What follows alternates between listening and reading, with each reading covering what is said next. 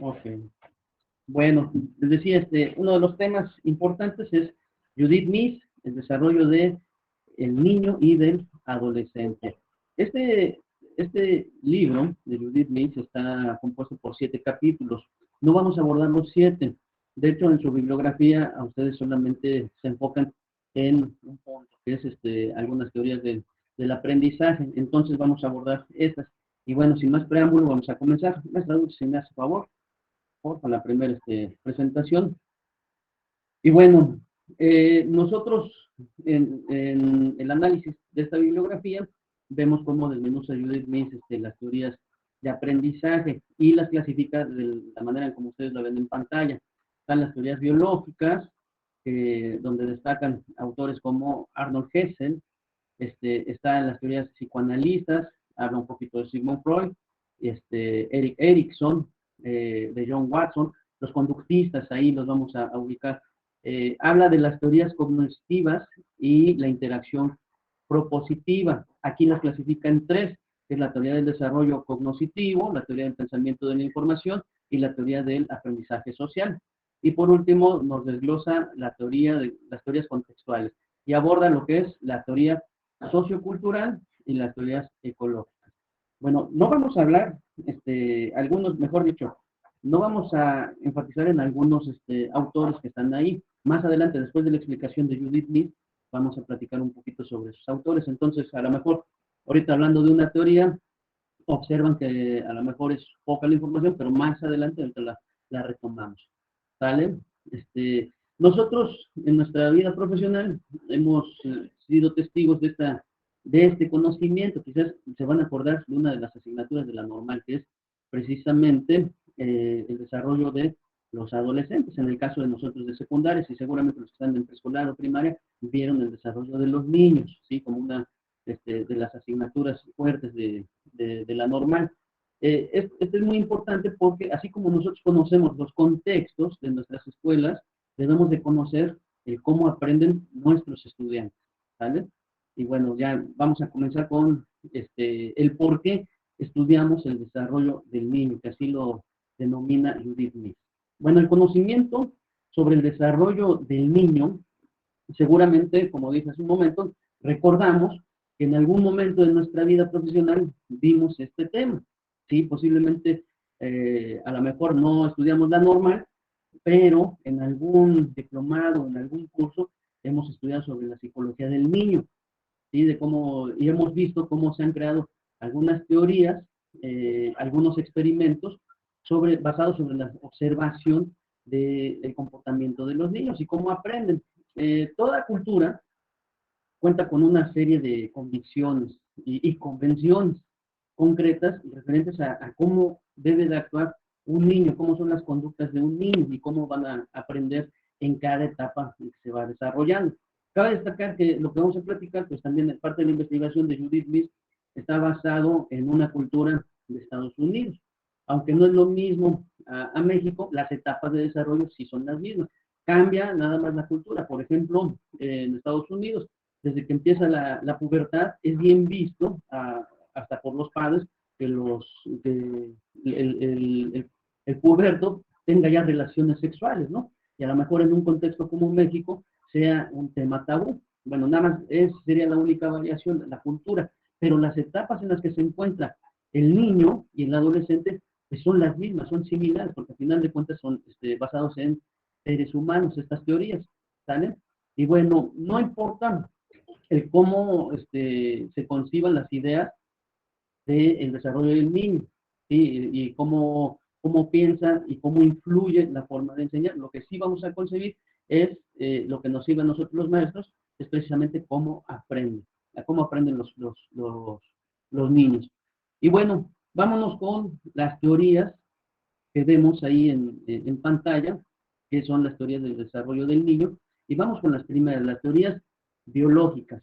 ¿Estas a qué se refieren? Las teorías biológicas pues suponen que el niño va a pasar por ciertas etapas, ¿sí? Y este niño, al pasar por esta, pues más bien, es predecible su crecimiento y su desarrollo.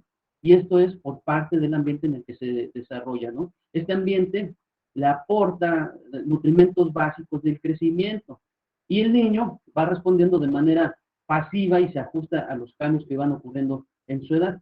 Las teorías biológicas han servido para explicar algunos cambios como cambios en la estatura, cambios en el peso, cambio inclusive en el lenguaje, cambio en las habilidades mentales, en habilidades motrices, y uno de los teóricos que más ha influido es el que vemos ahí en pantalla, que es Arnold Hesse.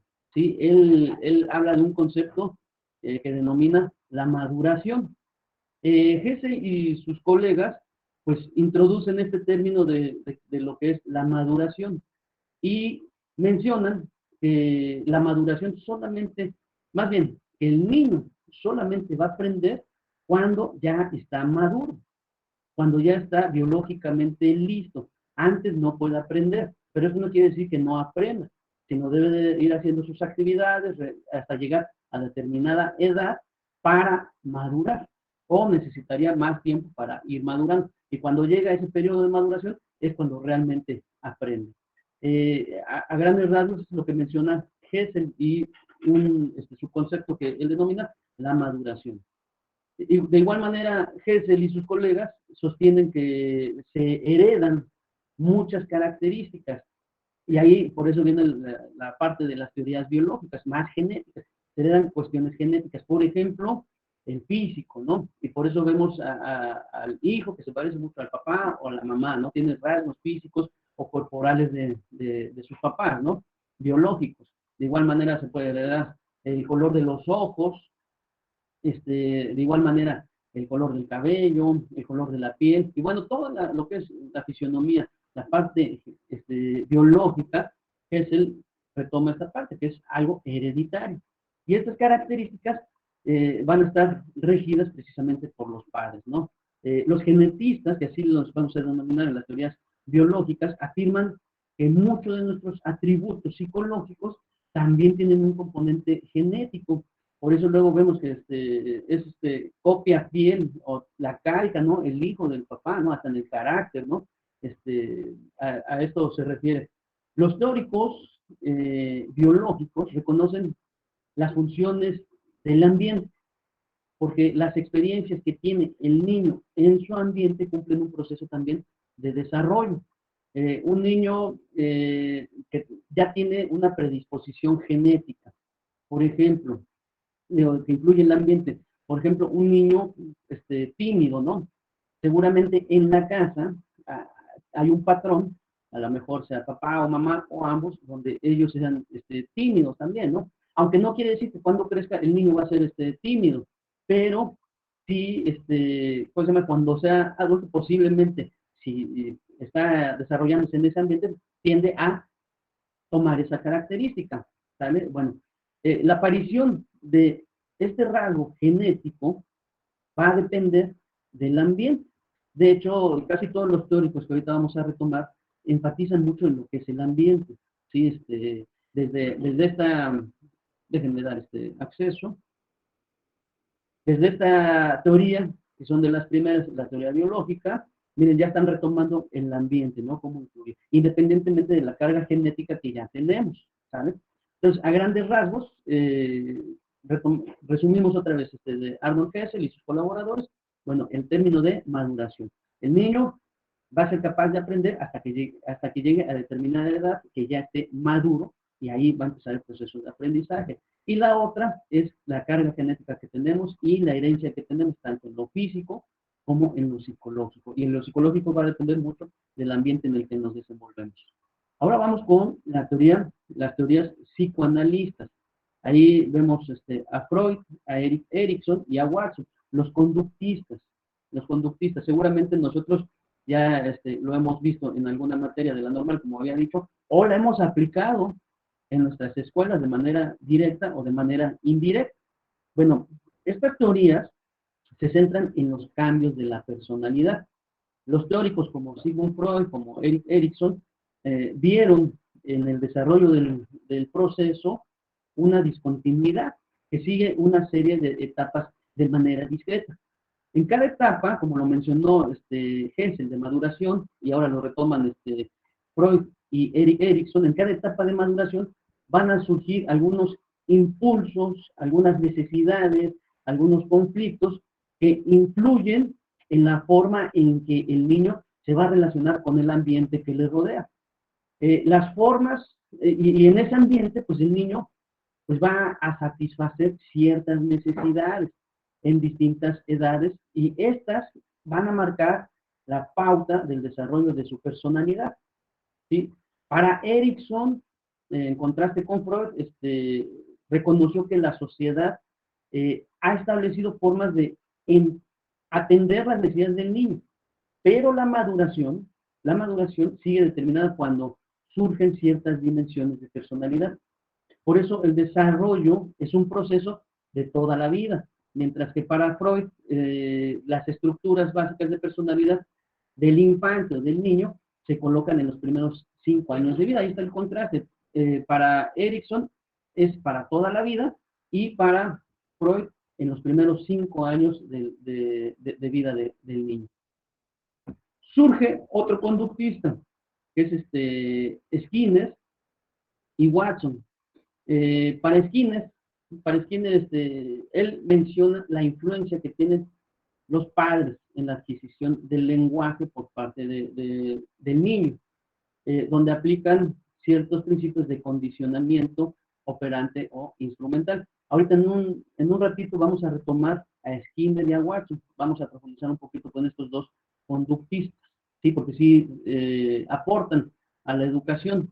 Y si nosotros hacemos un símil de lo que estamos platicando ahorita, de esta parte de la adquisición del lenguaje y cómo influye el papá o la mamá, pues sí lo vemos, ¿no? Con nuestros hijos, ¿no? Cómo les enseñamos a través del balbuceo, y el niño está imitando al papá, ¿no? Y luego hasta las palabras entrecortadas, dice maeta, ¿no?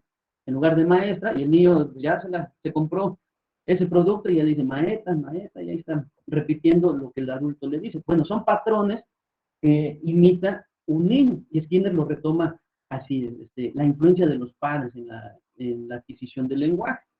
De igual manera, pues los conductistas creen que los niños adquieren, valga la redundancia, nuevas conductas mediante los procesos de observación e imitación. Y aquí vamos a ver, aparte de Watson, uno de los teóricos que me gusta mucho, que es Albert Bandura. Ahorita retomamos a estos tres autores que ya mencioné y profundizamos un poquito más para entender esta teoría. Bueno, vamos con las teorías cognoscitivas. ¿Sí? Estas teorías, hace un rato mencioné que se dividían en tres teorías. Una, la del desarrollo cognitivo, la otra del pensamiento de la información y la otra del aprendizaje social. Las teorías cognitivas centran su atención en lo que el niño construye, su propio conocimiento a través del lenguaje. Aquí surge un término que nosotros retomamos en las aulas, el constructivismo, ¿no? Que el niño vaya creando su propio aprendizaje. Lógicamente no lo va a hacer él solo, ¿sí? Pero bueno, el ambiente va a cumplir una función específica en el desarrollo del aprendizaje, porque es a través de la interacción con otras personas que va a influir en las capacidades mentales y las experiencias ambientales que va a tener el niño. Y surge la primera teoría, la teoría del desarrollo cognitivo. Uno de sus máximos expositores, y que a todo el mundo conocemos, en la normal era el coco de todos, era Jean Piaget, ¿no? Jean Piaget propone que los niños van a pasar por una secuencia de etapas, cuatro en específico, y cada una va a estar caracterizada por distintas formas de cómo el niño organiza su información y cómo interpreta el mundo a través de esa información. Para Piaget, a pesar de que decía que el ser humano aprende toda la vida, él mencionaba que comenzada mejor la última etapa, la cuarta etapa de desarrollo del niño, justamente ahí el niño ya empezaba otro proceso para toda la vida, ¿no? Pero bueno, ahorita también va a ser otro de los teóricos que retomemos ahorita más adelante. Ahorita lo estoy hablando de manera general, lo que dice Judith Mies, y cómo clasificó estas teorías. Y bueno, estamos aquí con la de la teoría de Jean Piaget y la teoría del desarrollo cognitivo, ¿vale? Es precisamente a través de estas 4 etapas que pasa el niño, donde interpreta lo que ya adquirió, lo que ya aprendió y lo nuevo que va a aprender, y lo interpreta a través en su ambiente donde él se desarrolla. Está la siguiente teoría, que es la teoría del procesamiento de la información. Esta, en contraste con la teoría del desarrollo cognitivo, la teoría del procesamiento de la información, en vez de centrarse en cómo se organiza la información y el conocimiento en varias etapas de desarrollo, como decía Piaget, estos teóricos estudian los pasos exactos en que se lleva a cabo las funciones mentales. Estos teóricos hacen un símil de que el ser humano es como una computadora, y esta computadora nosotros le vamos almacenando información a través de los sentidos, ¿no? El primer sentido, pues la vista, ¿no? Y si lo vemos o lo analizamos de cierta manera, pues tienen razón, ¿no?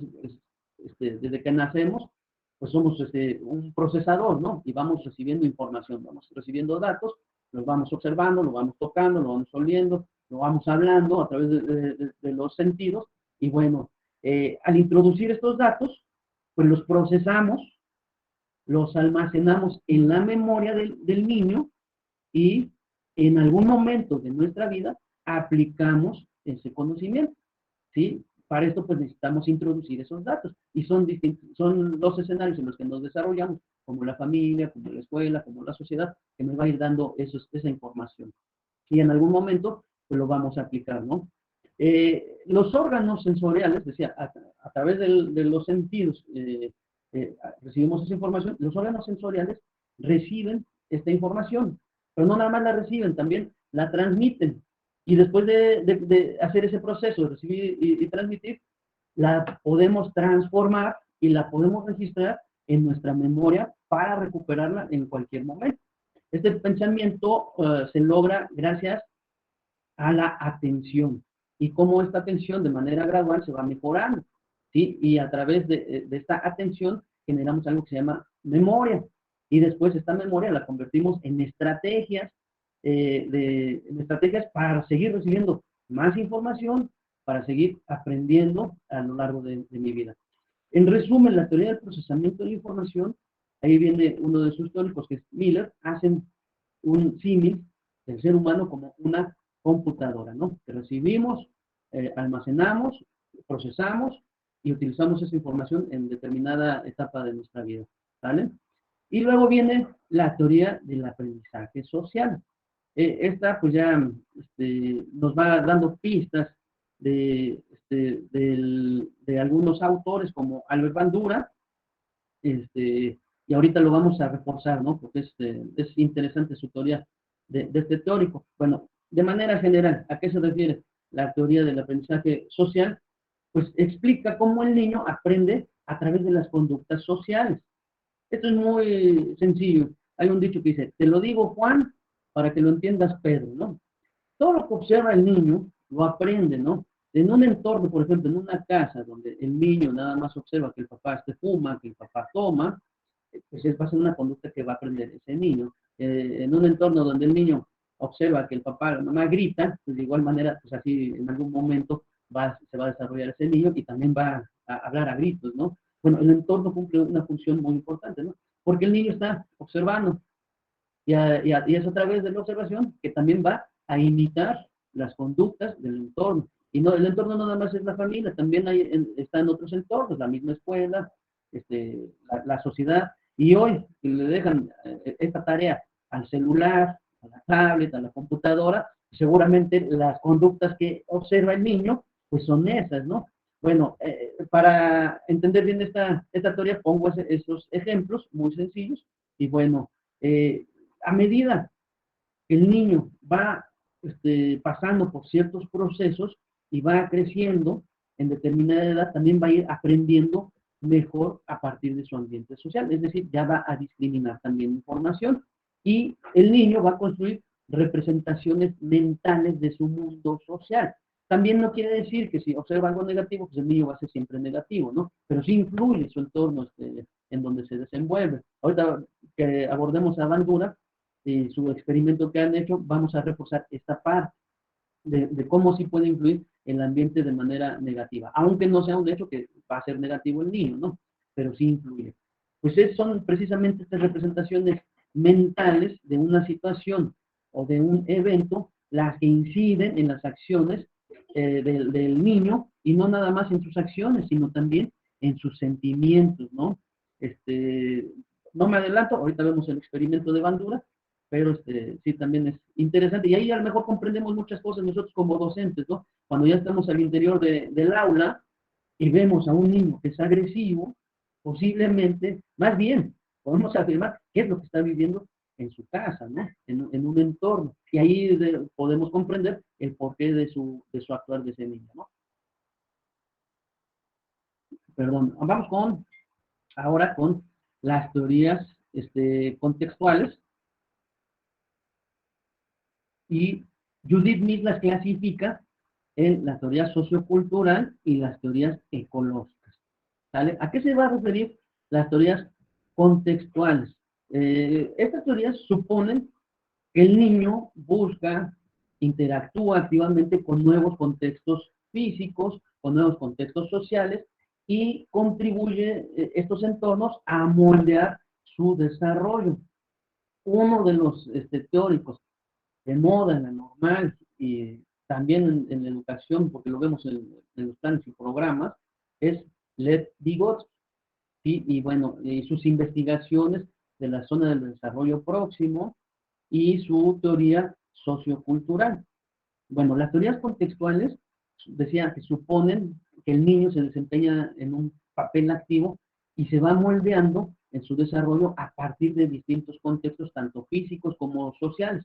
Y es precisamente el niño y el ambiente donde se encuentran en un cambio constante y estos cambios suelen producir cambios en uno o en otro. No es lo mismo un niño de 1950 a un niño del 2022, porque la sociedad va cambiando constantemente y de igual manera esa interacción. Lo que sí es que el entorno influye en el desarrollo del niño, ¿no? Y decía de Lev Vygotsky, que es uno de los primeros teóricos del desarrollo en analizar la influencia del contexto social y del contexto social y del contexto cultural del niño. Su teoría, que denomina teoría sociocultural del lenguaje y del desarrollo cognitivo, se basa en que el conocimiento no se construye de manera individual, no lo hago yo solo, sino más bien el conocimiento se construye entre varios. Y si nosotros analizamos nuestra tarea docente, observamos que nosotros hoy precisamente esta teoría la utilizamos mucho al interactuar en los niños. Se termina esta parte expositiva del docente y se requiere de más interacción en pequeños grupos, ¿no? Es más, hasta utilizamos monitores que le ayude al alumno que quizás está más rezagado y ese alumno que sabe más va a ayudar a construir su conocimiento del mismo alumno. Bueno, haciendo ese símil, la teoría sociocultural de Vygotsky más o menos sería algo parecido.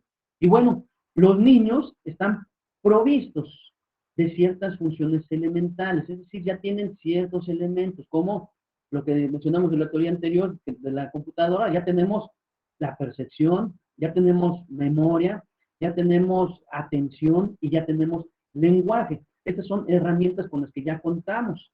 Ahora, estas herramientas las vamos a transformar en funciones mentales superiores a través de la interacción con otras personas, pero no es más bien, estas personas van a ser alguien que conozca más que yo, que puede ser un mismo compañero, puede ser el maestro, puede ser mis papás, puede ser un adulto, puede ser otra persona que sepa más que yo, ¿sí? Y bueno, Vygotsky propone que hablar, pensar, recordar, resolver problemas, son procesos que se realizan primero en un plano social entre dos personas nada más.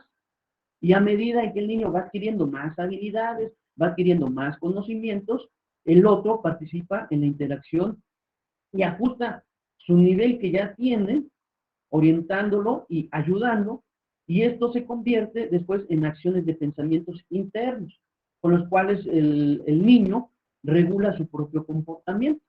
¿Sí? También esta teoría también es constructivista. ¿Sí? Parte iniciamos desde las teorías cognitivas el constructivismo.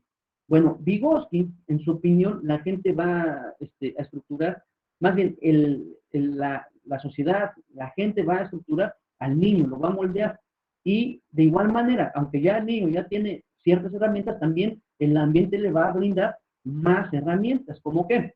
Como el lenguaje, como los símbolos matemáticos, como los símbolos, como lo es la escritura, ¿sí? Y esto, al brindárselo, lo va a utilizar para interpretar la información, ¿sí? Por ejemplo, la mamá, nuevamente retomo el ejemplo que mencioné hace un rato, la mamá enseñándole a hablar al niño, ¿no? Le va dotando esas herramientas y el niño también va al interactuar con una persona que sabe más que ella, pues va adquiriendo más conocimientos, ¿sale? Bueno, esa sería la teoría sociocultural de Vygotsky. Ahorita en un momento reforzamos un poquito más sobre este teórico.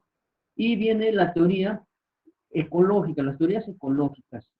Uno de sus expositores, disculpen la pronunciación, es Uri Bronfenbrenner.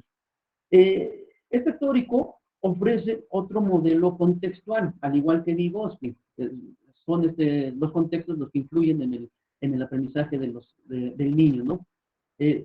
Menciona otro modelo contextual de desarrollo y considera que el desarrollo está integrado por contextos múltiples, ¿sí? El mundo del niño pues está organizado como una serie de estructuras inanimadas, cada una dentro de un siguiente grupo. Él hace una analogía como si fuese las muñecas rusas, que viene una dentro de otra, y bueno, es ahí donde empieza el desarrollo de este niño, ¿no?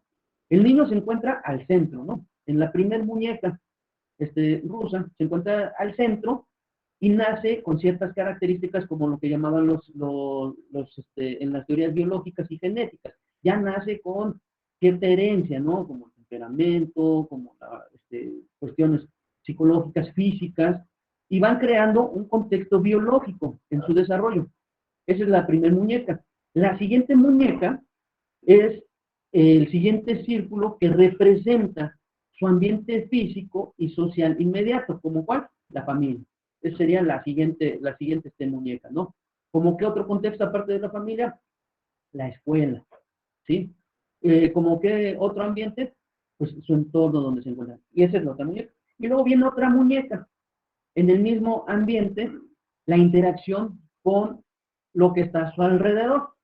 ¿Qué está a su alrededor? Pues los juguetes, los libros, la televisión, la computadora, el radio, la silla, todo lo que está a su alrededor. En esa interacción sería la otra muñeca de su entorno. Y viene la otra muñeca, ¿no? Si nosotros lo vemos, serían como subsistemas, ¿sí? La otra muñeca sería algo más amplio, es la cultura, ¿no? De donde se encuentra, de todo ese entorno, el contexto socioeconómico, el contexto social donde se encuentra ese niño. Y bueno, todos estos subgrupos repercuten en el desarrollo del niño, ¿sí? Y representa sus creencias, sus valores, sus costumbres, y todos son un componente del mismo niño. Estos son varios subsistemas que ya mencionamos, y es un esquema de lo que mencionan las teorías ecológicas, es un esquema ecológico que cambia pues a lo largo de su desarrollo, ¿no? A lo mejor recibe cierta parte cultural, ciertos patrones, pero en su desarrollo no quiere decir que se va a formar de esa manera, ¿no? Sino tiende también a cambiar. Eh, por ejemplo, ¿qué tiende a cambiar? La parte física, ¿no? Los cambios físicos del niño, luego la pubertad, luego la adolescencia, luego la adultez, luego la vejez, etcétera, ¿no? Condiciones que van a ir cambiando. También va a ir cambiando condiciones sociales, ¿no? Por ejemplo, hace un rato decía, no es lo mismo un niño de 1950 a un niño del 2022. Ha cambiado la cultura y la percepción de ver el mundo que nos rodea, ¿no? Entonces también van cambiando las condiciones sociales y las expectativas culturales. Lo que sí está, pues al centro del niño y cómo se va desarrollando y su entorno, que todos son estos subsistemas, cómo va aprendiendo. ¿Sale? Bueno, estos serían las teorías ecológicas. Ahora vamos con algunos autores que mencioné nada más, pero sí vamos a profundizar un poquito más sus teorías. Entonces, si me hace favor, me traduce con la siguiente diapositiva, por favor.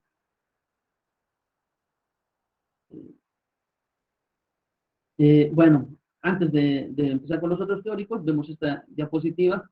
La importancia de la escuela. Dice Judith Mies que debemos de conocer el desarrollo del niño y el adolescente. Y sí, no nada más por el examen, sino porque debemos de comprender ciertas formas en cómo aprenden los estudiantes. Y es precisamente la escuela un contexto de desarrollo. Es otro ambiente. Un ambiente es la familia y otro ambiente es la escuela y otro ambiente es la misma sociedad. Bueno, lo que nos compete a nosotros como docentes, la escuela, nuestro contexto. En conjunto con la familia, la escuela representa uno de los contextos con más influencia en el desarrollo del niño. Ahí podemos echar mano de uno de los teóricos, como Lev Vygotsky, la zona de desarrollo próximo, que ahorita retomamos, y cómo interactuamos, ¿no? Cumple una función muy importante en la escuela, en moldear ese desarrollo del niño y del adolescente. Es el hecho de que los niños y los adolescentes pasen tanto tiempo en la escuela, hace que este contexto un factor eficaz del desarrollo. Y sí, es bastante el tiempo en el que interactuamos y es muy, muy importante conocer cómo aprenden nuestros estudiantes y conocer también ciertas características de nuestros estudiantes. Esto, si lo asemejamos a algo que debemos de hacer, es nuestro diagnóstico, ¿no? ¿Qué hacemos? El conocer realmente cómo aprenden nuestros estudiantes y qué tipo de estudiantes tenemos. Los profesores, compañeros y programas de estudio contribuyen en el desarrollo, por supuesto, y la escuela se discute continuamente si debe darse prioridad al desarrollo intelectual o al desarrollo socioemocional. Bueno, la siguiente maestra Dulce, por favor, la que sigue. Ahora sí vamos con los teóricos, ¿no? La teoría de aprendizaje. Aquí voy a aclarar esta parte, estas diapositivas me las prestaron, se me hicieron interesantes para desmenuzar la información. Nada más las diapositivas me las prestaron. Lo que vamos a platicar, pues bueno, es la explicación precisamente de estas teorías.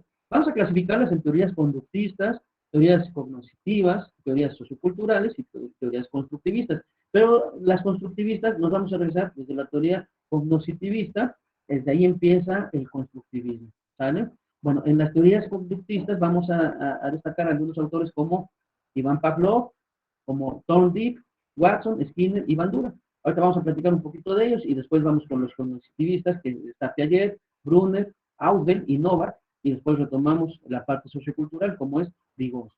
¿Sale? Entonces comenzamos con el primero, que es Iván Pavlov. Iván Pavlov, la que sigue se me está dando por. Bueno, Iván Pavlov, ruso, comenzó sus estudios, desarrolla la teoría del reflejo condicionado, en la cual da un estímulo a un individuo cuando éste ejecuta una acción, y la cual se reitera y el individuo relaciona siempre de una manera determinada frente al estímulo. Vuelve ese estímulo y surge la teoría de Pavlov, que se llama el condicionador de la conducta, lo que se puede concebir como un aprendizaje, la teoría es el condicionamiento clásico, ¿sale? A través de su trabajo con perros. Bueno, platicamos un poquito de Pavlov para entender esto que acabo de dar lectura. Bueno, Pavlov hizo estudios sobre la digestión de los animales, en específico con los perros. Él hizo varios experimentos y después lo llevaron al aprendizaje, estos experimentos. ¿Sí? Y ahorita vamos a ver cómo nosotros tendemos a ser conductistas muchas veces, tanto en la vida diaria como docente, ¿no? En un primer momento, en este experimento, ponía un ácido en la lengua de los perros, ¿no? Y era una sensación más o menos de la comida y él se da cuenta que empiezan a salivar cada vez que le ponen ese ácido en la lengua a estos perros. Bueno, estuvo trabajando, como ya mencioné, con perros, sobre la fisiología de la digestión. Además de estudiar sobre eso, también investigó sobre el proceso de salivación. Y ahí es donde se da cuenta de los procesos psíquicos de los perros, ya que estos salivaban debido a la rutina y a través de esto comenzó el estudio sobre los reflejos condicionados, conocido como el condicionamiento clásico. Si ustedes ven ahí el esquema, pues está de un lado la comida, está de un lado el perro, ¿no? Ahí empieza ese condicionamiento. Primero, de manera incondicionada. Y ahorita platicamos un poquito de esto. Los reflejos condicionados, para llegar a esta parte de que haya reflejos condicionados, pues debemos de entender que estos son respuestas fisiológicas que se producen debido a un estímulo siempre. Siempre debe existir un estímulo y que no ocurría de manera natural. Sino para entender esto hay que conocer dos conceptos básicos. El primero es el estímulo incondicionado y el segundo es un estímulo neutro, que es lo que hizo Iván Pavlov. El estímulo incondicionado, ¿a qué se refiere? Es un estímulo que causa una respuesta automática, una respuesta incondicionada. Por ejemplo, para entender esta parte, nosotros cuando ponemos la mano en una estufa que está encendida, esto va a ser un estímulo incondicionado, porque yo no lo busqué, sino de manera indirecta puse la mano y me quemo, va a causar que la quite de manera inmediata, ¿no? La mano, al quitar este reflejo que hago, es una respuesta incondicionada. Estas características no son aprendidas en la escuela, ¿no? De que cuando ponga la mano en algo caliente la tengo que quitar, ¿no? Son cosas de manera innata, son reflejos innatos que ocurren de manera involuntaria. Es decir, no se pasó por un proceso de aprendizaje consciente, ¿sí? Y esto es un reflejo incondicional. A esto nos vamos a referir con el primer concepto, estímulo incondicional. El segundo concepto que debemos de entender es el estímulo neutro. Iván Pavlov, ¿a qué se refería con un estímulo neutro? Que es la campanita, el sonido que ven ahí en el esquema. El estímulo neutro es un estímulo que va a generar una respuesta fisiológica al juntarse con un estímulo incondicional. El ácido que le ponían en la lengua a los perros o la comida de los perros. Un ejemplo, el sonido de la campana. En los experimentos de Iván Pavlov, cuando tocaba la campana, sonaba, pero no había un estímulo. Entonces el perro pues no hacía absolutamente nada, ¿sí? Pero cuando se tocaba la campana y se relacionaba con el sabor del ácido que se le ponía en la lengua o la comida, generaba una respuesta incondicionada, que era la salivación. La salivación era la seña precisamente para comer, ¿no? Al repetir este ejercicio del estímulo neutro con, ¿cómo se llama? Con la comida o con el ácido, al hacer un ejercicio de manera repetida o varias veces, se generaba ahora ese proceso de salivación. Y este proceso le llamó Iván Pavlov una respuesta condicionada. Y ese estímulo se transformaba en un estímulo condicionado. Y entonces la respuesta iba a ser una respuesta condicionada. Y a esto le llamó Iván Pavlov reflejos condicionados. Y nosotros vemos ahí en pantalla precisamente el experimento de Iván Pavlov. En el esquema de un lado está la comida, que es un estímulo incondicionado, y está el perro, que es una respuesta, perdón, está el perro y la salivación pues es la respuesta incondicional. Entra un estímulo neutro y entra una respuesta incondicionada. No hubo respuesta con el sonido. Pero cuando se vincula el sonido, que es ¿cómo se llama? El estímulo neutro, con la comida o con el ácido que le ponían al perro, se generaba la respuesta incondicional, es decir, la salivación. Y cuando repiten este ejercicio, cuando ya quitan ¿cómo se llama? El estímulo incondicionado, es decir, la comida, cada vez que tocaban la campana, entonces el perro empezaba ese proceso de salivación. ¿Vale? Entonces entendemos esta parte. ¿Y nosotros dónde hemos aplicado esta teoría conductista, el condicionamiento clásico? Se me ocurre rápidamente el timbre del receso en la escuela.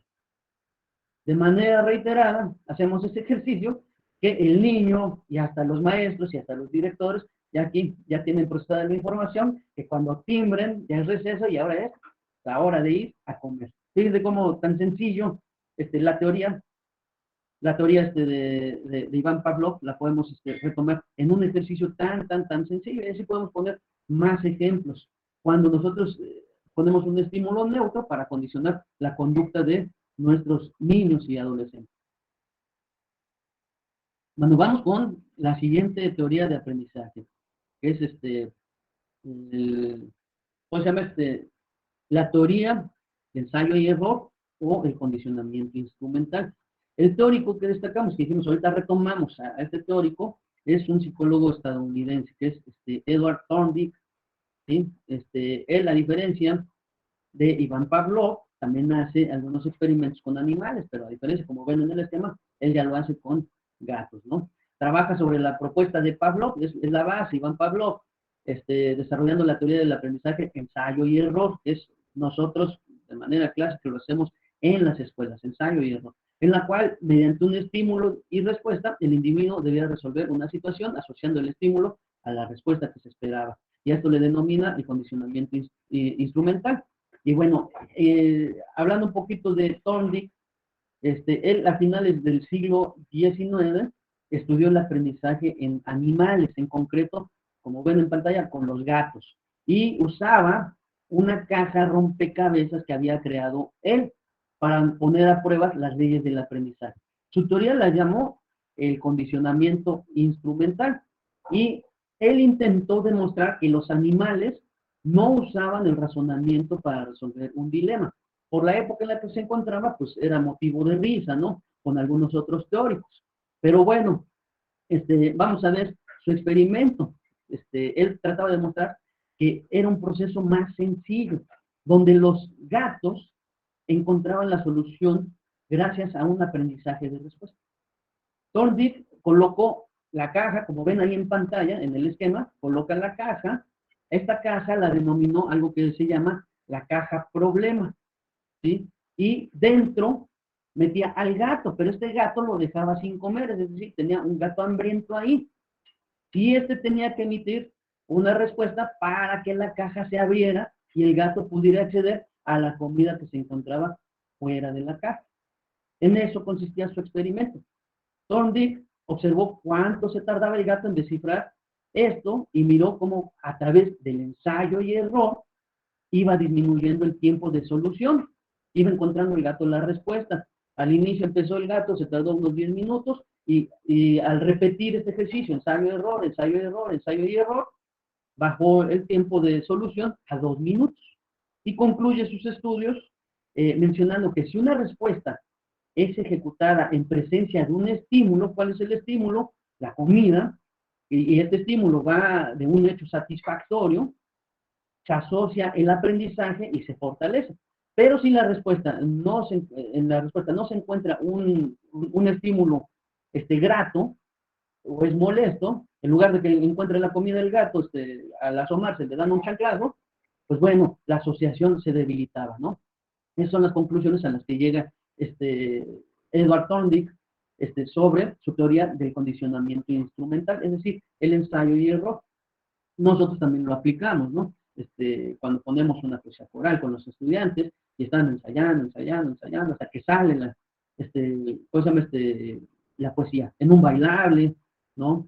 Cuando están haciendo algún deporte, bueno, están haciendo ejercicios de manera reiterada hasta que encuentran la solución, ¿sí? Pero son teorías conductistas, no decimos que sean malas las teorías conductistas, podemos echar mano a estas teorías, pero bueno, ahorita pues está de moda que el alumno vaya generando su propio aprendizaje, ¿no? Sin embargo, nosotros pues hacemos este tipo de teorías. Y vemos ahí el esquema, ¿no? En la imagen, cómo está la caja, está el gato. El gato accionaba una palanca con la patita, la jalaba y podía salir y acceder a la comida. Y entonces la próxima vez que lo metían otra vez, ya le era más fácil jalar la palanca y acceder a la comida. Y ya al hacer ese ejercicio de manera reiterada, llegó el momento en que dominaba el ejercicio. Y entonces la caja problema, pues ya no era un problema para el gato, ¿sí? Ya había encontrado la solución. Bueno, si lo vemos de alguna manera, no sé, a lo mejor en las matemáticas, de algo más complejo, algo más sencillo, van encontrando la solución, ¿no? Bueno, vamos con el siguiente teórico, que es John Watson.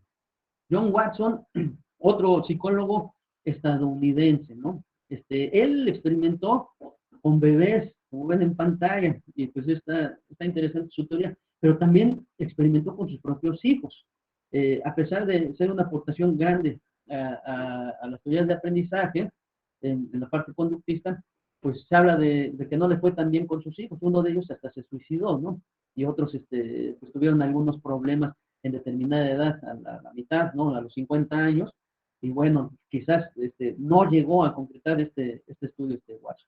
Sin embargo, pues Watson afirmaba que si le daban una docena de bebés sanos, él podía convertirlos en cualquier cosa, desde un abogado, un artista, un ladrón, un médico, un maestro, un astronauta, en lo que fuera, independientemente de sus predisposiciones genéticas. ¿Y esto cómo?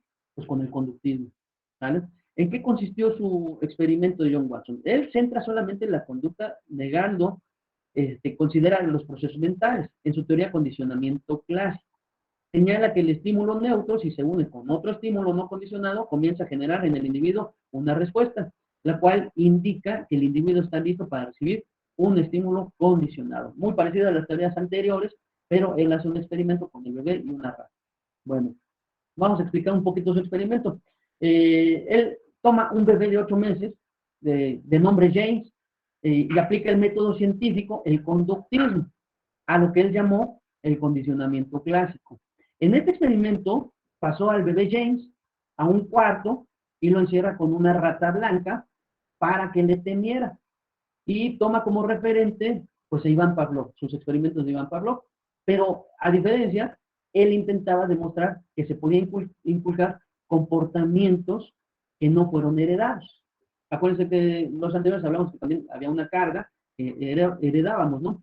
Bueno, independientemente de esta carga, Watson quería demostrar esta parte, ¿no? Que se podían moldear los comportamientos, por eso decía que denme 12 niños sanos y yo los puedo moldear en lo que sea, ¿sí? Bueno, su experimento de Watson, en colaboración de Reiner, una mujer, colocaron a James, el bebé, en un cuarto con una rata blanca y observaron que el niño no le tenía miedo a las ratas.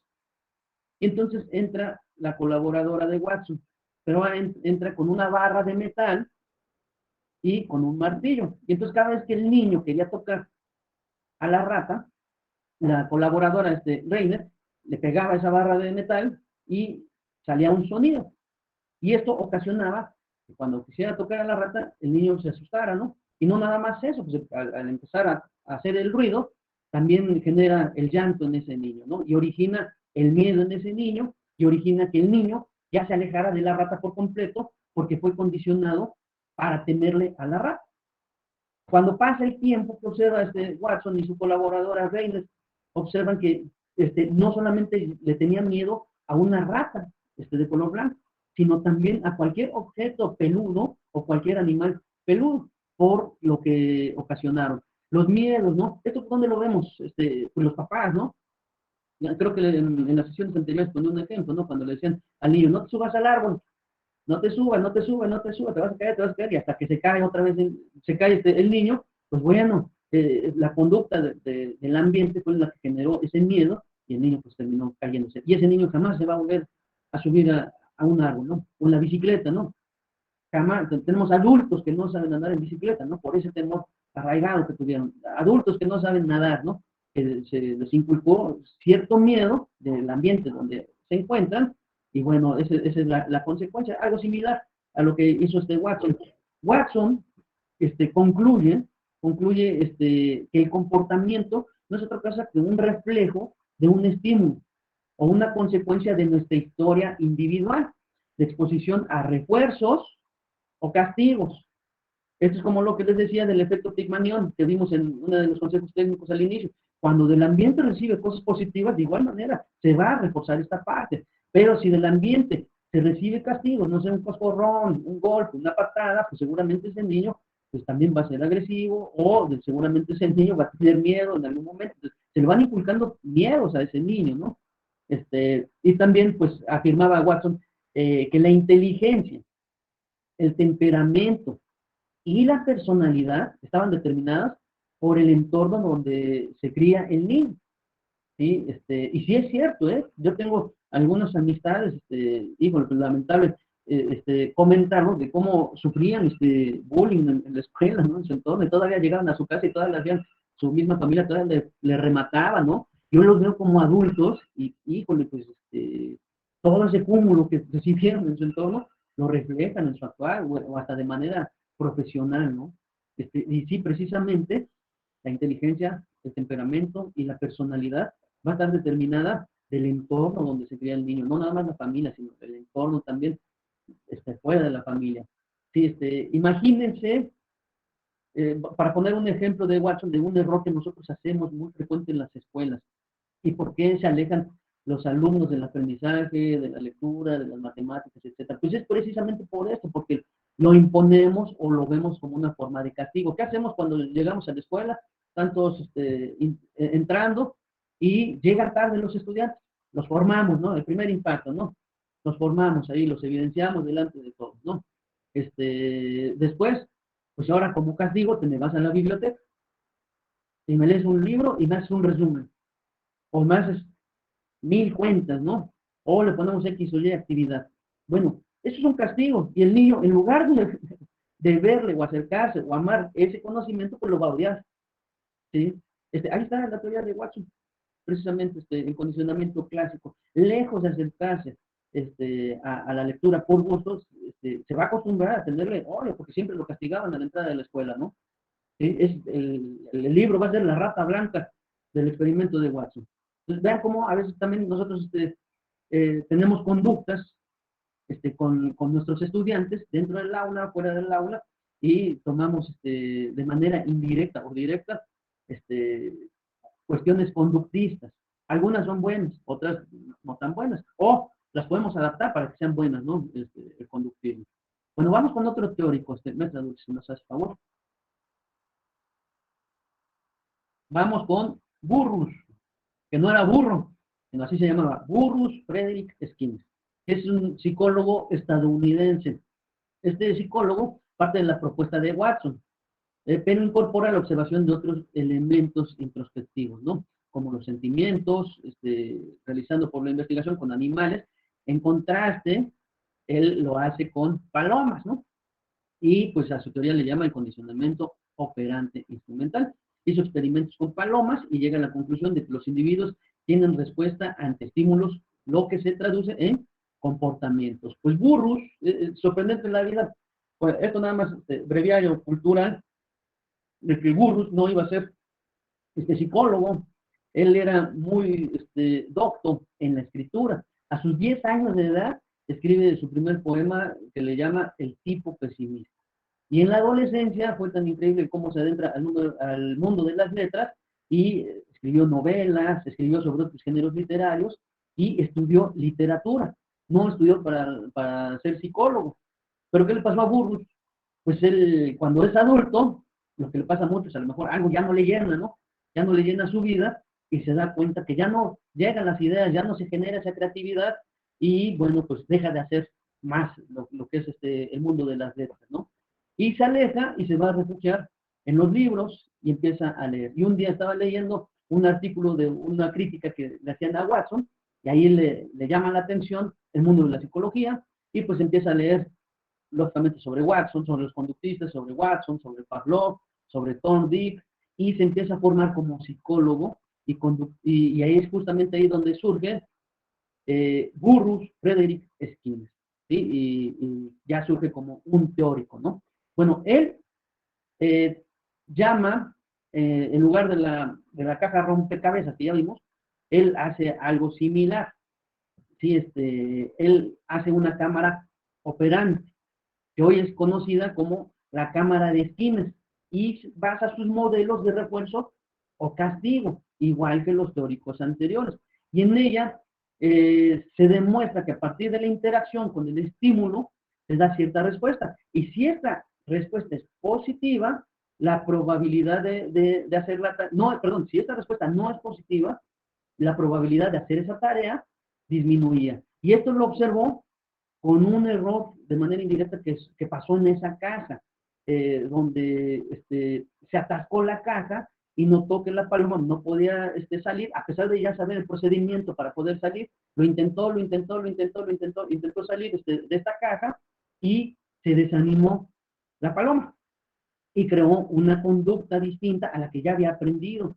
Y a esto le llamó la extinción. Es decir, ese conocimiento desapareció por una experiencia mala, ¿sale?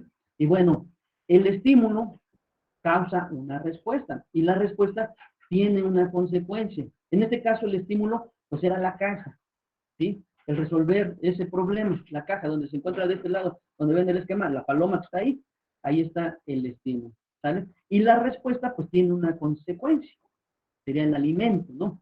En este caso el estímulo es la caja y la respuesta sería cuando oprima el botón, porque ese fue el diseño de su caja, oprimía un botón para que se abriera la caja, eh, mientras más lo hacía, se hacía más frecuente, pero no sabía cuándo sería el refuerzo de la comida. La conclusión a la que llega Skinner es cuando sabemos cuál va a ser la recompensa después de tomar determinada acción, tendemos a trabajar menos por ella. Y por el contrario, cuando el refuerzo es impredecible, trabajamos con más entusiasmo, a esto le vamos a llamar algo que llamó Frederick Skinner el programa de intervalo variable. Vamos a poner un ejemplo para nosotros. El estímulo, la caja, el estímulo va a ser nuestro trabajo. La respuesta va a ser nuestras obligaciones. Y la consecuencia va a ser nuestro salario, nuestro pago. Si tu respuesta al estímulo es que seas un trabajador flojo, llegas tarde, faltas, no sabes cuáles son tus obligaciones, la consecuencia va a ser un llamado de atención. Es como el matrimonio, ¿no? Al inicio, la constante es, se hablan bonito, se enamoran, quieren estar pegados las 24 horas, viajan, salen a comer, etcétera. La consecuencia sería el amor. Pero pasan los años y una vez sí, una vez no, una vez me acuerdo de tu cumpleaños, una vez no me acuerdo de tu cumpleaños, otra vez sí, otra vez no. Llega el mal humor y surge la monotonía y se acabó, viene la consecuencia, se acabó la creatividad. Y la consecuencia, pues, fue una ruptura, ¿no? El desinterés, el divorcio. Bueno, más o menos algo así reflejó Frederick Skinner con su experimento de la paloma. Precisamente al inicio, pues hace este ejercicio de manera repetida, eh, soluciona el problema, pero se da cuenta que cuando ya no hay un estímulo constante, pues viene esa parte que llamó la extinción, es decir, el desinterés de las cosas. ¿Vale? Esa es la aportación de Frederick Skinner. Burrus, que así también era conocido, y no por ser burro, sino porque así se llamaba. Siguiente diapositiva, maestra Dulce, por favor. Vamos con uno que me gusta mucho, teórico, Frederick, perdón, Albert Bandura. Les decía hace un rato el ejemplo de te lo digo Juan para que lo entiendas Pedro, ¿no? La observación, la imitación. Albert Bandura, este psicólogo canadiense, eh, propone que el individuo puede aprender a través de instrucciones o la observación de un modelo o situaciones que no implican una experiencia de realizar la acción de parte del individuo. O a esto le denomina teoría del aprendizaje social. Lo vemos ahí en el esquema, cómo está el comportamiento, el individuo y el ambiente. El niño está observando el castigo a el otro niño. Bueno, vamos a hablar un poquito de Albert Bandura y su teoría del aprendizaje social. Su teoría enfatiza la importancia de la observación. Y si se dan cuenta, nosotros aprendemos así. Si nosotros vemos a un niño de temprana edad, ¿cómo se llama? Aprende mediante la observación. Es más, a los niños que los dejan pegados en el celular o pegados en la televisión, de repente sacan cada palabra que dicen, esto no lo sacó, pues de la observación, de lo que está viendo, ¿no? Hace unos años aprendían a decir Coca-Cola. Hoy, con todos los youtubers que ven, con todos los videojuegos que ven, son palabras que ni siquiera conocemos los adultos, ¿no? Entonces es por la observación precisamente. Y es precisamente la observación lo que va moldeando, porque va imitando conductas. Bandura agrega al conductismo, pues estamos en la parte de los teóricos conductistas, aporta lo siguiente, un nuevo componente a las formas de aprender, ya que necesariamente se aprende por la interacción, no se aprende precisamente por la interacción directa con el ambiente, sino en ocasiones es mediante la observación de manera indirecta. Este aprendizaje por observación tiene como características, a partir de la observación de los demás, uno se va formando ideas de cómo se realizan nuevos comportamientos. Y esta información la codificamos y nos sirve como guía de acción. Pero ojo, el que observemos no quiere decir que vamos a ser doctos en la materia, ¿no? Por ejemplo, yo puedo pasarme viendo tutoriales de fútbol todos los días y no quiere decir que voy a ser futbolista. A lo mejor observo y sí veo la técnica, las estrategias, etcétera, porque también Bandura menciona esto, que también el aprendizaje también está determinado de nuestras cualidades y nuestras habilidades que ya tenemos. Seguramente alguien que de manera nata ya lleva el ser futbolero, ve un tutorial y va a reforzar su aprendizaje, ¿no? Pero alguien que tiene los dos pies izquierdos y tiene las rodillas chuecas, pues seguramente no, aunque vea miles de tutoriales, pues no va a ser futbolista, así de sencillo. Bueno, Bandura muestra en su teoría tres modelos de observación. El modelo vivo, que se refiere a un individuo que demuestra o realiza una conducta. Por ejemplo, cuando un niño observa que está haciendo lo que está haciendo su papá, a lo mejor está cantando, a lo mejor está bailando, a lo mejor está gritando, a lo mejor es agresivo, a lo mejor es amoroso, a lo mejor es tierno, a lo mejor es flojo, a lo mejor está tomando, a lo mejor está fumando. Pues a eso se refiere el modelo vivo, lo está viviendo en su entorno, lo está viendo de manera directa. ¿Sí? Y seguramente ese patrón de conducta se va a repetir. Por eso vemos a hombres golpeadores, el niño lo observó todos los días, toda su infancia, toda su adolescencia, que cuando es adulto, pues a lo mejor ese patrón se repite, ¿no? En muchos de los casos. Bueno, ese es el modelo vivo. El otro modelo es el modelo simbólico. Este modelo simbólico se relaciona con las personas reales o ficticias que vemos en los libros, que vemos en las películas, que vemos en las series, que vemos en los programas. Esto es muy frecuente el niño, ¿no? Cuando de repente vemos que ya se subió al sillón y se echa un brinco, dice que es Superman, ¿no? O que es Batman, o es algún personaje, ¿no? Pues está observando esos modelos, ¿no? De manera simbólica. Hasta los adultos nos pasa, luego vemos ciertas coincidencias con nuestra persona de un libro que estamos leyendo, o nos vinculamos con ese personaje, ¿no? A esto le llama, Albert Bandura, el modelo simbólico. Y el tercer modelo es el modelo instruccional. El modelo instruccional se refiere a las explicaciones verbales sobre la conducta. Por ejemplo, los tutoriales que vemos, ¿no?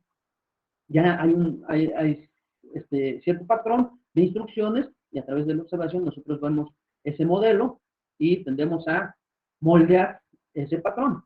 ¿Sale? Bandura experimenta la conducta a través de la observación con un experimento que hizo con un muñeco. A este muñeco le nombró Bobo, y la dinámica consistió en meter a 24 niños en edades de 3 a 6 años donde jugaban con este muñeco. ¿Qué observó al inicio con la interacción de los niños? Eran dos grupos de niños, de 24, 12 y 12. Observaba que en esa interacción pues los niños jugaban sanamente, ¿sí? Pasados 10 minutos entra en el ambiente otro factor. Entra un hombre adulto y este hombre se comporta de manera violenta y empieza a golpear de distintas formas al muñeco Bobo, lo empieza a agredir, le empieza a gritar, y de igual manera entra una mujer haciendo agresiones y los niños están observando. Los dos grupos ven esta conducta y ¿qué es lo que observa Bandura? Meten nuevamente a los niños con el muñeco Bobo e imitan ese patrón de conducta y ahora en lugar de jugar con el muñeco Bobo, ahora ellos empiezan a golpear al muñeco Bobo y se muestran agresivos con el muñeco y ahí termina el experimento. ¿Qué más vieron Bandura? Pues los patrones también tienen que ver con el género de las personas, con el hombre y la mujer. Con estos niños, con estos grupos, observaron que los niños varones iban y golpeaban al muñeco, le gritaban, lo agredían, etcétera, porque esa era la forma de agredir. Y las mujeres, las niñas mujeres, observaron de igual manera que imitan esas conductas con gritos, quizás una cachetada, etcétera. Las conductas, dependiendo del género, se identificaron con su género, ¿sale? Imitaron esta conducta, ¿sale? Bandura también hizo más experimentos, y hizo otros experimentos, agregó también un premio a la conducta agresiva y un castigo a la conducta agresiva. Y de igual manera dos grupos de niños. ¿Cuál fue la conclusión? Que cuando había una motivación, la conducta agresiva incrementaba y cuando había un castigo disminuía. ¿Sale? A pesar de que fue un método no tan grato, pues bueno, es esa parte, cuando hay un incentivo, cuando hay una motivación, sea buena o sea mala, pues va a crecer esa conducta, ¿no? Sí, y la conclusión a la que se llega es que el ser humano aprende por observación. El ser humano pasa por un proceso de atención, ese es el primer momento, la atención, donde para poder aprender debemos de prestar atención a la conducta del modelo y las consecuencias que se tienen. Si no se presta atención a todos los detalles, no se puede imitar. Entonces, para aprender necesitamos ponerle atención a cada detalle de lo que está pasando a mi alrededor. Luego viene otro proceso que es la retención.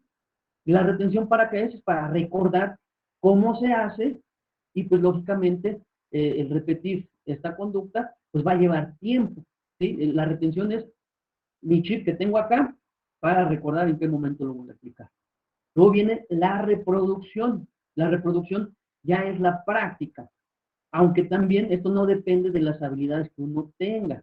Decía que no por ver 1000 tutoriales de fútbol quiere decir que yo sea futbolista. Esto va a depender también de la parte genética, de mi desarrollo, de mis habilidades, de mis cualidades que tengo para poder reproducir la información que yo estoy observando. Por ejemplo, una dama o un varón en su vida guisaron y cuando se casan, pues intentan hacer sus primeros guisos, pues no le van a salir bien, ¿no? Porque nunca tuvo ese proceso de formación, ¿no?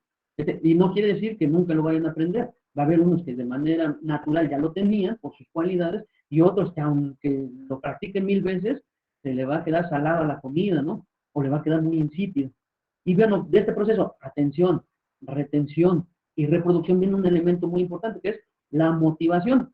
La motivación, pues, es un elemento mediador, para hacer las cosas. A esto sí, Albert Bandura lo llamó el refuerzo binario, esta motivación. Para mantener motivado debe de haber un tipo de satisfacción. En el caso del muñeco, la satisfacción era pues golpearlo, era agredirlo, esa era la satisfacción que generaba, estimulaba, ¿no? Bueno, viene la motivación, es una parte importante en el aprendizaje. Bueno, en resumen, estos 4 pasos para generar el aprendizaje. La atención de todos los detalles, la retención de lo que aprendí, la reproducción de la información y la motivación que va a generar el mismo aprendizaje. Bueno, en resumen, Albert Bandura está, la que sigue, maestra, por nos vamos con la que sigue. Vamos con uno de los clásicos, que es Jean William Fritz Piaget. Es un psicólogo, epistemólogo y biólogo suizo.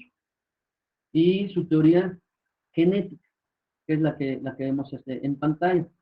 Piaget afirma que una vez que se ha pasado por las 4 etapas, les decía hace un momento, solamente que se han pasado por las 4 etapas de desarrollo, se puede conseguir la inteligencia humana completa. Y pues su legado lo deja en 4 etapas, que son las que vemos en pantalla. La primera es la etapa sensoriomotriz, de 0 a 2 años de edad, que nosotros lo podemos ver en lo que nos estamos preparando en educación inicial. ¿Sí? Si tenemos algún compañero o compañera de educación inicial, aquí vamos a enfocar a nuestros estudiantes. ¿Sale? Esta etapa se desarrolla a través de la experiencia de movimiento, con nuestros 5 sentidos, con reflejos simples, y se comienza con los primeros hábitos, como son la memoria. Y es a través de la curiosidad que se empieza a explorar y se aumenta la movilidad. Pero en esta etapa en especial, el niño es egocéntrico. Es decir, el niño percibe al mundo de una manera y él va a crear su propio punto de vista y lo demás, lo que está a su alrededor, no importa, pues es egocentrista. ¿Sí? La segunda etapa, la preoperacional, que viene de los 2 a los 7 años. Nosotros, ¿en donde lo vinculamos? En nuestra vida profesional, los que están dando clases en educación inicial, en preescolar y en primaria.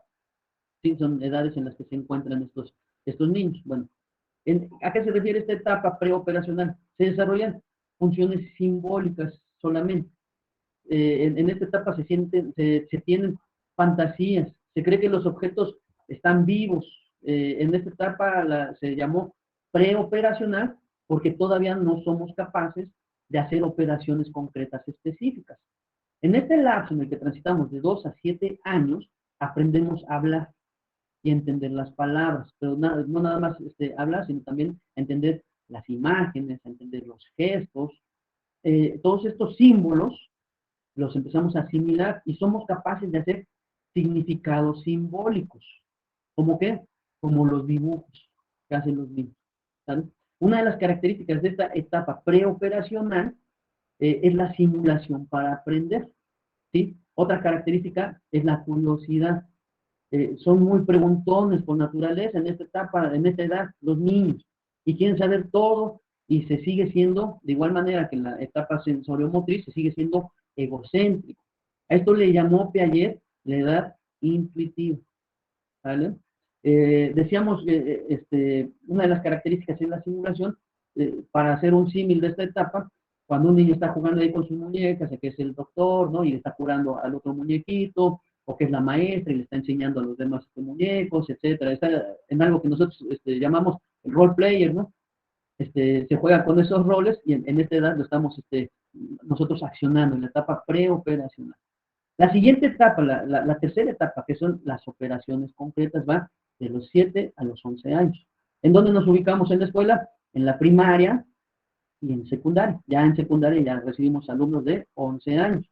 Estamos en esa parte donde ya empieza a surgir la pubertad, ¿sí? Bueno, en esta etapa se desarrolla la lógica, ¿sí? Así como operaciones cognitivas concretas. ¿Cómo? ¿Cómo qué? Como ordenar objetos, como hacer deducciones. En esta etapa ya se aplica la lógica, ya se clasifican las cosas, ya se reorganizan las cosas y se crean estructuras mentales concretas aplicando lo aprendido en las otras etapas anteriores, ¿sí? Y también se empieza a comprender los pensamientos que tenemos y los sentimientos, que estos son únicos, ¿sí? Los sentimientos, y se empieza a utilizar algo que nosotros llamamos la empatía, ¿sí? En esta etapa llamada operaciones concretas, que van de los 7 a los 11 años. Y la cuarta etapa son las operaciones formales, que van de los 12 años en adelante. Decía Piaget que se aprende a lo largo de toda la vida, pero cuando llegamos a esta última etapa es cuando se crea la inteligencia humana. Bueno, la etapa operacional formal surge una vez que empieza la adolescencia. Perdón, ¿en dónde nos ubicamos en la escuela? Pues a partir de la secundaria, en adelante, precisamente en la adolescencia. Y ya nos convertimos más operativos, es decir, ya se piensa más racionalmente. Vamos a darle entrada a la maestra. Se empieza a pensar más racionalmente sobre los conceptos abstractos. Ya somos hipotéticos sobre los eventos que nos acontecen a nuestro alrededor. Ya podemos discernir de conceptos abstractos como el amor, como el odio, como el éxito, como el fracaso. Y se empieza a desarrollar nuestra identidad porque nuestros pensamientos ya son más deductivos, ya son más comparativos, ya planificamos, ya priorizamos, ya hacemos suposiciones, hipótesis, y se empieza también a filosofar. ¿Sí? Pues Piaget pensó que se aprende a lo largo de la vida, como ya mencioné, pero es justamente aquí, en esta etapa, en la etapa de operaciones formales, a partir de la adolescencia, de los 12 años en adelante, donde él ve la etapa final del desarrollo cognitivo, la inteligencia humana en su máximo esplendor. ¿Vale? Y bueno, el que estén así en esa edad no quiere decir que así va a ser la instrucción, y los niños de 0 a 2 años, luego de 2 a 7, de 7 a 11, acuérdense que somos diversos, ¿sí? Pero sí vamos a pasar por esas etapas. De hecho, decían que si nos brincábamos una de esas etapas, tendríamos a repetirla en algún momento de nuestra vida. ¿Sale? Bueno, vamos con la siguiente diapositiva. Jerome Brunner. Jerome Brunner, otro estadounidense, un psicólogo y pedagogo estadounidense. Y su teoría, la teoría por descubrimiento, ¿sí? La aportación que deja a la educación, su teoría por descubrimiento. Esto también está padre. Para Brunner, el niño selecciona información, procesa, la organiza, la ordena y la adapta a su esquema cognitivo, como lo vemos ahí en pantalla. Déjenme ver si puedo abrir porque sin querer le di a la presentación y se me hizo pequeña y ahora no la veo bien. No sé cómo hacerlo. Ahí está. Ahora sí ya lo veo. Perdón. Retomo. Para Brunner, la mente humana es un procesador de información, lo que decíamos la computadora, ¿no? Este procesador recibe información, la procesa, la organiza, la recupera. ¿De dónde? Pues del entorno donde se encuentra, sea la familia, sea la escuela, sea la sociedad, ¿sí? Y bueno, el aprendiz, así le vamos a denominar al niño, el aprendiz es el protagonista de su aprendizaje. Obvio, pues debe tener la guía de un adulto, en este caso de su maestro. El ejemplo de cómo descubre un niño, eh, cómo descubre que pica un chile, por ejemplo, pues es probándolo. ¿Por qué no le vamos a dar un instructivo al niño? Mira, paso número 1, voy a comprar al mercado un chile, paso número 2, debe pasar por este proceso, paso número 3, no lo va a aprender así, sino a la hora de experimentar el sabor, pues va a descubrir que el chile pica, ¿no? Un sabor, por ejemplo, o cualquier sabor. Pues es precisamente al experimentar, al descubrir ese aprendizaje, ¿sí? No se le da una explicación exacta o una teoría exacta o un instructivo que le digan que esto va a pasar, sino su conocimiento va a ser en el experimento mismo, ¿vale? Pues Brunner tiene como premisa que el conocimiento más importante es el que se aprende por uno mismo. Lo que llamamos, ya estamos con los constructivistas. Uno genera su propio conocimiento, uno regula su propio conocimiento, lo que nosotros llamamos metacognición, ¿no? Y bueno, desde llevando esto al ámbito educativo, esta teoría tiene como objeto o como objetivo que se aprenda a resolver problemas que les sirvan para la vida cotidiana, ¿sí? Para esto, el aprendiz pues debe de experimentar un proceso de inducción y deducción, lo que vemos ahí en el esquema, la inducción y la deducción. Vamos a entender por inducción cuando se adquieren datos para llegar a un concepto específico. Y vamos a entender por deducción cuando se combina y se analizan las ideas generales para llegar a una idea específica. Para llegar a este conocimiento, hay tres maneras de aprender. Esto es como si fuera una escalera, lo que vemos ahí en medio en el esquema, una escalerita. Vamos a aprender de manera inactiva, el que está abajo, en el escalón de abajo. Vamos a aprender de manera icónica y vamos a aprender de manera simbólica. ¿A qué se refiere cada una de ellas? Pues bueno, la inactiva. Vamos a aprender de manera inactiva. Se refiere cuando se aprende mediante la acción. Es decir, en mi ambiente existen ya factores a mi alrededor y yo puedo interactuar con estos imitando, manipulando, haciendo, ahora sí como el comercial, que toca, juega y aprende, ¿no? Es similar a algo kinestésico, ¿no? Necesito palparlo, necesito interactuar con las cosas. Y esto lo vamos a ver en las edades infantiles. Pero esto no quiere decir que lo que ve Brunner, que era en edades infantiles, los adultos no aprendan así. También lo aprendemos así. Aunque ya tengamos un cúmulo muy grande de conceptos, seguimos aprendiendo. Bueno, vamos al siguiente escalón, al sistema icónico. ¿A qué se refiere?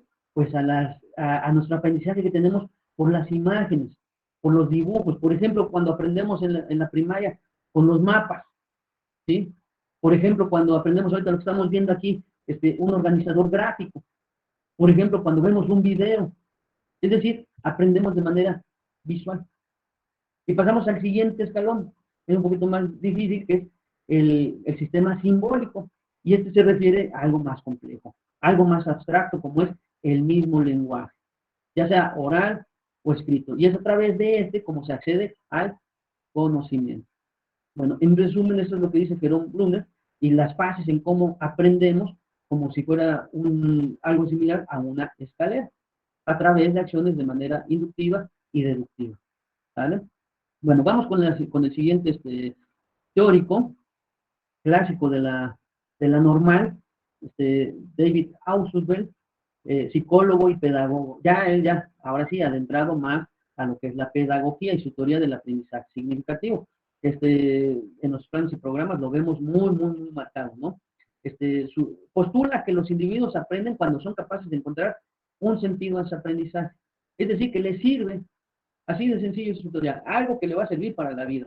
Lo que se lograría a través de la activación de ciertos esquemas previos a partir de su experiencia y la relación de estos con elementos que está aprendiendo de manera de poder desarrollar el aprendizaje significativo. Bueno, la teoría del aprendizaje significativo. Ausubel, o Ausubel, no lo sé pronunciar muy bien, bueno, menciona que para que se produzca un aprendizaje significativo existen dos elementos o dos condiciones. Uno es la predisposición y la otra es la interacción con el objeto. La predisposición es una actitud de aprendizaje, es decir, estoy dispuesto a aprender. Es la motivación que llamaría otro de los autores que ya vimos, ¿no? Estoy predispuesto a aprender. Y la interacción con el objeto se refiere a la presentación del material, a darle un significado a esa parte, material, mejor dicho. A esa interacción que debe garantizar la adquisición, la asimilación y la retención del contenido, de lo que se enseña, de modo que este aprendizaje que se adquiere sea significativo y le sirva para toda la vida. Ahora bien, la aportación de Ausubel en el aula, porque ahí es donde impacta directamente. Es precisamente donde se encuentra la interacción con la exploración de conocimientos previos, que vemos aquí en el esquema, con como un primer momento. Vamos a clasificarlo en fases. La fase 1 son esos conocimientos previos. En la siguiente fase, que está del lado superior derecho, viene una fase intermedia, que es cuando ya se vive el aprendizaje a través de experiencias. Y justamente ahí se empieza a asimilar y a relacionar y a organizar información que se va adquiriendo, nueva información que se va adquiriendo. ¿Vale? Hagan de cuenta la planeación del maestro, inicio, desarrollo y cierre. Al inicio se juega con los aprendizajes previos. En el desarrollo se juega con los nuevos saberes. Y en el cierre reafirmamos esos saberes, algo similar. ¿Vale? Bueno, en la fase intermedia pasa esto, la organización de esa nueva información que se adquiere. Y viene una fase final que vemos en el lado inferior derecho del esquema. En esa se consolida ya el aprendizaje. Y ya es significativo cuando se aplica el conocimiento en la vida misma. Ausubel menciona que hay tres tipos de aprendizaje significativos. Uno es las representaciones, otros son los aprendizajes de conceptos y los otros son los aprendizajes de preposiciones. Las representaciones consisten en retener y asociar símbolos. Por ejemplo, si ahorita yo les preguntara cómo es un lapicero, seguramente ustedes van a asociar sus conocimientos previos y me van a contestar las características de un lapicero. ¿Vale? A eso se refiere las representaciones que ya tenemos acá. El otro aprendizaje significativo es el aprendizaje de conceptos. Esta idea se relaciona como algo abstracto, ya sea de una experiencia directa o cuando se amplía nuestro propio vocabulario, que ya es algo más complejo, ya es algo más abstracto. Y por último, el aprendizaje significativo número 3, que es el aprendizaje de preposiciones, que no es otra cosa que la aplicación ya de los conocimientos. En suma, toda esta teoría de Ausubel contribuye al ver el aprendizaje como un proceso activo. ¿Sí? ¿Dónde? Al interior del aula. Y lo que se vea en el aula le debe de servir al alumno para toda la vida. Por ejemplo, uno de los temas que vemos en la asignatura de español son los documentos legales y administrativos, el segundo año de secundaria. ¿Sí? Y está en uno de sus ámbitos de participación social o ciudadana. Bueno, ese tema no se va a quedar ahí en el aula. El saber hacer un pagaré, el saber llenar una solicitud de empleo, el saber hacer un recibo, etcétera. Si se queda nada más en el llenado, en el aula, y el sellito de abejita trabajadora, pues no va a ser significativo. Pero si lo llevamos más allá, que en algún momento de su vida como adulto va a ocupar esos documentos, o le ayuda a su abuelito a hacer un pagaré, porque le va a cobrar a alguien un dinero, o hacer un recibo porque va a recibir dinero, valga la redundancia, está llevando ya a la práctica ese conocimiento, lo está llevando a la vida real. Entonces ese aprendizaje va a ser significativo. Y creo que eso es lo que se requiere ahorita desde 2011 o antes, en el plan y programas del 93, en el 2011, después en el 2017, y ahora con la nueva escuela mexicana, creo que es algo que se quiere, que realmente lo que se va a aprender en la escuela le va a servir al alumno para la vida. De nada sirve ir al salón a que, cosa más, transcriba el libro de texto a su libreta del alumno. Eso no es significativo. ¿Cómo es significativo? Cuando lo lleva a la praxis fuera de su entorno escolar, sino en su entorno ya donde él pertenece, en la sociedad donde pertenece, le va a hacer funcionar. Bueno, ahí vemos marcado la teoría del aprendizaje significativo. Vamos ahora con la siguiente diapositiva que me está dando, por favor. Joseph Novak, un matemático y biólogo, nos habla de las teorías de mapas conceptuales. Desarrolla los mapas conceptuales Novak para generar aprendizajes significativos, igual que Audio, toma como referente a a partir de su creencia que los individuos piensan, sienten y actúan, elementos que los cuales se deben integrar para generar un aprendizaje significativo al individuo, para generar conocimientos nuevos. Vemos ahí el esquema en pantalla, y a los individuos como piensan, sienten y actúan, conceptualizan, ordenan la información y ya les es significativo. Hablando un poquito de la investigación de este matemático, se centra sus estudios en mejorar los procesos de enseñanza-aprendizaje. Aquí ya vamos a meter a los maestros en la creación del conocimiento.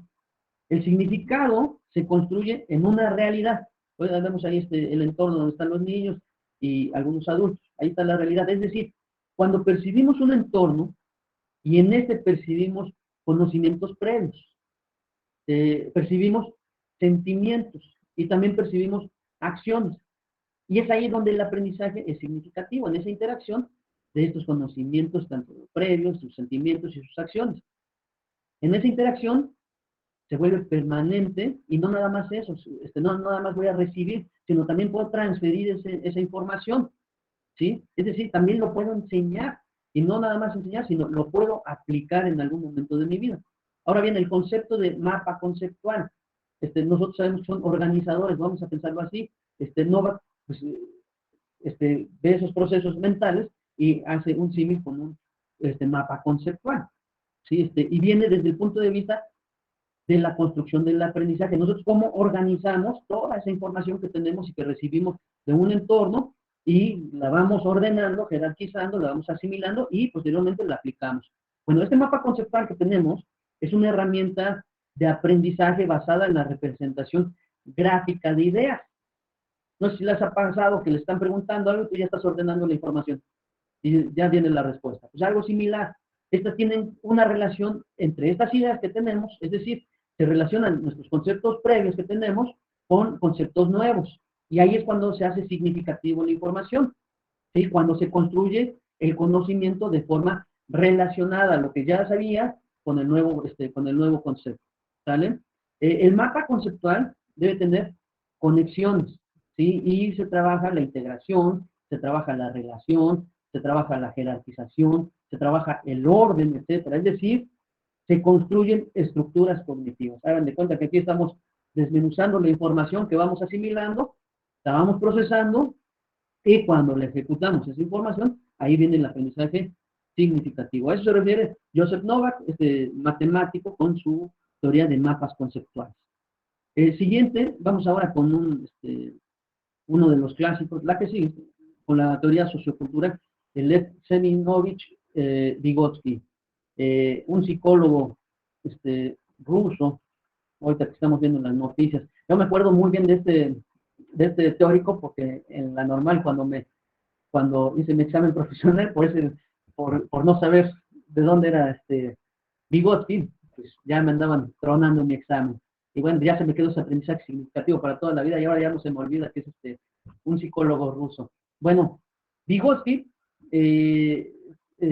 habla de su teoría de desarrollo sociocultural.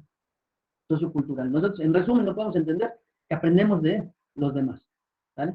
Pero bueno, vamos a desmenuzar la información de Vygotsky. Cualquier adquisición de aprendizaje es el resultado de una interacción con otras personas y con el ambiente social donde nos encontramos. Y nuestra construcción biológica y genética también va a jugar un papel. Es mínimo ese papel, pero de alguna manera también repercute en el desarrollo cognitivo del individuo. Eh, este, en la evolución de la especie no se da si no hay una influencia cultural. ¿Sí? Por eso existen creencias, hábitos, costumbres, etcétera. Para todo este cúmulo, para Vygotsky, lo denominó la teoría histórica cultural o la teoría sociocultural. De eso se refiere, de este cúmulo que recibimos de nuestro entorno, ¿sí? Ya sean nuestros hábitos, ya sean nuestras creencias, ya sea nuestra lengua, ya sean nuestras costumbres. ¿Sí? Y bueno, esta es una teoría constructivista. ¿Sí? Esta teoría, al igual que Jean Piaget, pues Vygotsky dice que se deben de alcanzar ciertos peldaños antes de poder lograr un conocimiento. Sin embargo, a diferencia de Piaget, Vygotsky dice que el niño ya posee herramientas para alcanzar su conocimiento. Y es a lo que esto denominó, lo que vemos ahí en pantalla, la zona de desarrollo próximo, que no es otra cosa que las funciones intelectuales que están en un proceso embrionario, es decir, todavía no madura, apenas está en proceso, pero con la ayuda de una persona que sabe más o una persona que tiene mayor conocimiento, se puede aprender gracias a la mediación de este conocimiento. Visto de otra manera, es la brecha que existe entre un niño y una persona que sabe y su potencial para aprender algo nuevo. Ahí está la zona de desarrollo próximo. En resumen, lo que el entorno va a brindar, va a moldear precisamente el aprendizaje del niño. A esto se refiere Lev Vygotsky. Lev Seminovich Vygotsky, este psicólogo ruso, con su teoría de desarrollo sociocultural. Es decir, aprendemos de los demás y de mi entorno. Pero este aprendizaje va a venir de la mano de una persona que sabe más. No precisamente debe ser un adulto, sino puede ser un par, igual que yo, un alumno, pero que sabe más. Les decía hace un rato, cuando nosotros ponemos un monitor a uno de nuestros estudiantes con bajo rendimiento, le ponemos al que tiene más alto rendimiento, y bueno, este factor le va a ayudar a procesar la información y a aprender. Ahí está la zona de desarrollo próximo. ¿Vale? Bueno, interesante todos los teóricos, faltan muchos teóricos más modernos sobre la educación, pero bueno, en resumen, vemos cómo el conocer estas teorías de aprendizaje le lleva a algo en específico. Un maestro que conoce cómo aprenden sus alumnos. Un maestro que conoce cómo interactúan sus alumnos. Un maestro que conoce a sus alumnos. ¿Vale? Que es uno de los dominios que debemos aprender. Lógicamente no van a venir preguntas. ¿Cuál es la teoría sociocultural del aprendizaje? Inciso A, Iván Pavlov. Inciso B, Piaget. Inciso C, Vygotsky. No, serían preguntas muy sencillas, ¿no? Van a venir casos que nosotros vamos a relacionar posiblemente con una de las teorías del aprendizaje. ¿Vale? Bueno, vamos a dejar de grabar, esperando que sea de la que sigue, vamos a las preguntas.